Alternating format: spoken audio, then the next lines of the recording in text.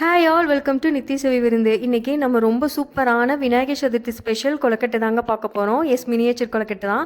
Miniature கொழுக்கட்டைன்னா என்னென்னு யோசிக்கிறீங்களா? மணி கொழுக்கட்டை தாங்க.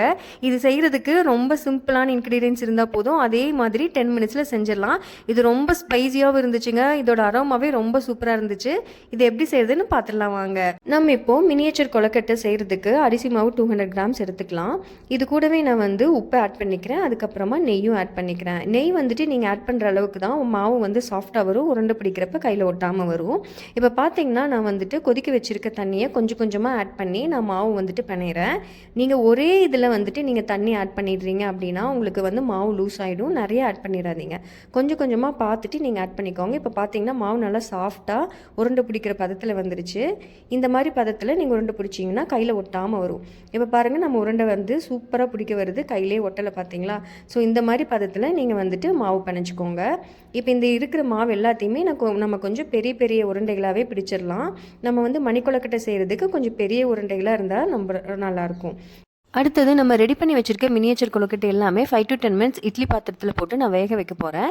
இந்த வேகிற நேரத்தில் 5 to 10 மினிட்ஸில் நம்ம தாளிக்கிறதுக்கு தேவையான எல்லாமே நம்ம ரெடி பண்ணி வச்சிடலாங்க. இப்போ பார்த்தீங்கன்னா 5 to 10 மினிட்ஸ் ஆச்சு, நல்லா வெந்துருச்சு. இப்போ நான் தேங்காவும் கொத்தமல்லி தழையும் ஈக்குவல் போர்ஷனாக நான் எடுத்திருக்கேன். இதை கொரகொரப்பாக அரைச்சி எடுத்து வச்சுக்கோங்க தாளிக்கிறதுக்கு. அடுத்தது பார்த்திங்கன்னா நான் ஒரு பேனில் ஆயில் ஆட் பண்ணிக்கிறேன். நல்லா ஒரு 2 மினிட்ஸ் நல்லா ஆயில் சூடாகிற வரைக்கும் விட்டுருங்க. நல்லா ஆயில் சூடாகிடுச்சு. நான் இப்போ கடுகு ஆட் பண்ணிக்கிறேன். கடுகு நல்லா பொரிஞ்சிடட்டும். கடுகு நல்லா பொரிஞ்சதுக்கப்புறமா நான் கடலைப்பருப்பு ஆட் பண்ணிக்கிறேன். கடலைப்பருப்பு கூடவே நான் உளுந்தும் பருப்பும் நான் ஆட் பண்ணிக்கிறேன். இது ரெண்டுமே நல்லா பொன்னிறமாக வர வரைக்கும் நீங்கள் விட்டுருங்க.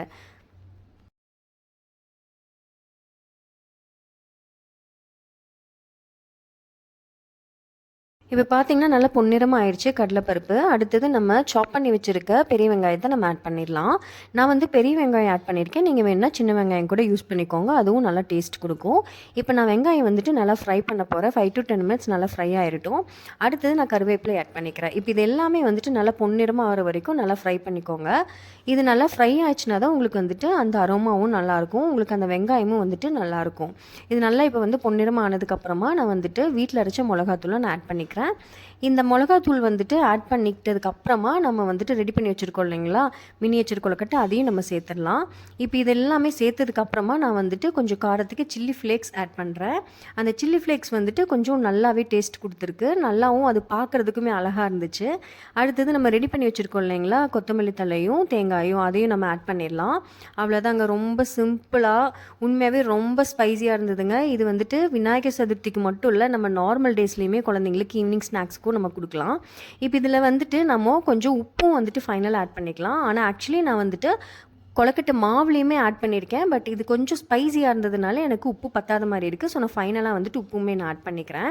உங்களுக்கும் பத்தலை அப்படின்னா நீங்கள் ஆட் பண்ணிக்கோங்க. அவ்வளோதாங்க, ரொம்ப சூப்பரான மினியேச்சர் கொழுக்கட்டை, அதாவது மணி கொழுக்கட்டை ரெடி ஆயிடுச்சு. இந்த வீடியோ உங்களுக்கு பிடிச்சிருந்ததுன்னா ப்ளீஸ் லைக் பண்ணுங்கள், கமெண்ட் பண்ணுங்கள் அண்ட் சப்ஸ்கிரைப் டு நித்தி சுவை விருந்து.